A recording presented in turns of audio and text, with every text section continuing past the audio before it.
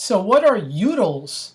Utils, that's kind of an interesting word. Maybe you haven't heard of it unless you remember that lesson from economics class. So utils is an economic term, and it's a short-term phrase for the word meaning utility, which is a common term in economics. So utility is basically the value you place on an object or service or an activity. So a utility doesn't necessarily have to be a measurement of something that costs money, like a car, a house, or a piece of electronic. Utility can be something that you spend your time on, let's say going for a hike or meditating.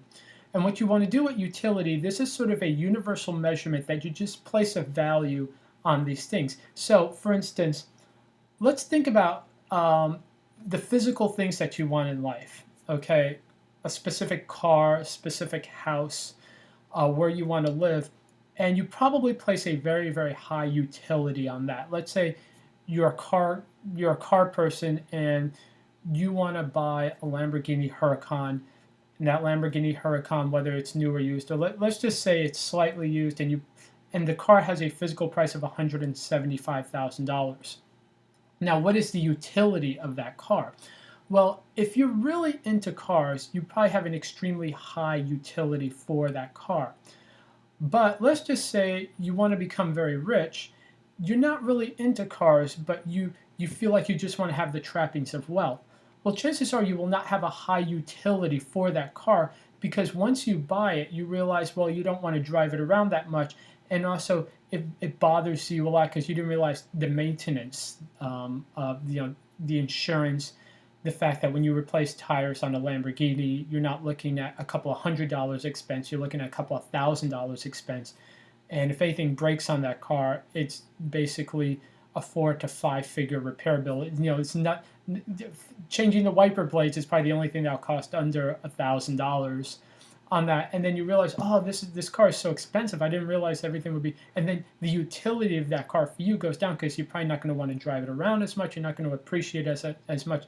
It's going to bother you that car is going to depreciate quickly, for instance. But on the other hand, if you really love cars, you'll place a real high utility on that car. So it's very important that whatever you look at, anything that's going to cost you time or money, that you place this utility, you think, okay, how much am I going to get out of this activity? And one of the great things you can do when you measure things by utility is that you can see that you can place a higher value on things that don't cost you money, that may just cost you time, especially if you don't have a lot of money. So let's say, for instance, going for a hike. If you're really into hiking, that may take 3 hours of your time. Now, if you don't have a lot of money right now, you probably don't place a high utility on that. It's just, oh, this is just a way to get out of the house and relax. But maybe as you make more money and your time becomes more valuable, if that hike kind of makes you relax and helps you clear your head, you're probably going to place a higher utility on that hike, even though it doesn't cost you money to go hiking, maybe a couple dollars in gas money to go drive to the hiking destination. But it may cost you money from lost opportunities to be working on your business.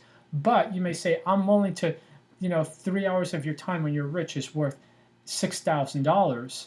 You may say, you know what, I'm willing to place a higher utility on the hike because it just recharges my brain, and I'm also able to brainstorm ideas during that hike. So the great thing about utility is it's a universal measurement. In fact, one of the things I would really do is look at everything you spend your money on, everything you spend your time on, and just assign a utility to it, just a number of units. Like a hike.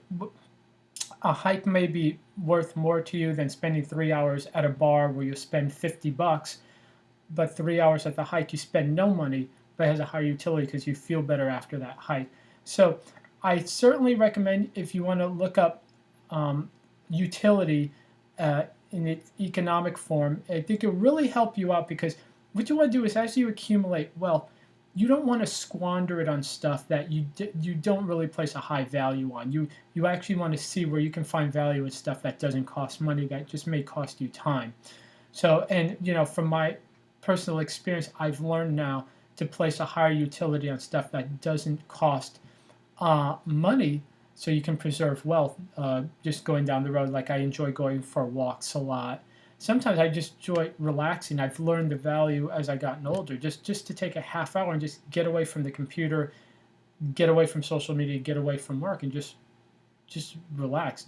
Just listen to music for half an hour in the middle of the day can just really recharge you. So I definitely recommend that you start placing the utility value on everything that you consume, whether it costs money or time, and I think it'll really help you out going forward. So I hope you enjoyed this video. If you did, be sure to like, share, and subscribe. Thanks. Bye.